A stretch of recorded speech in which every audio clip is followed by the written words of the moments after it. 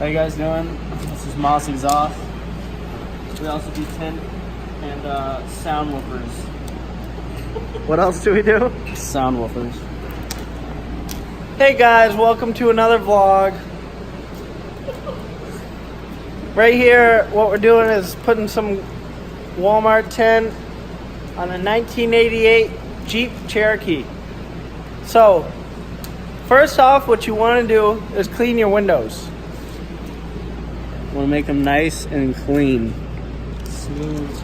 After you clean your windows, you want to take your window tint and put it on. After you do that, you want to cut it. You don't cut it before you put it on? You gotta cut it to size. All right, and that's how you tint your windows. This is how you do a roll cage in a car. So you cut some metal, some pipe, like this, and then you just put it in your car. And you have a roll cage.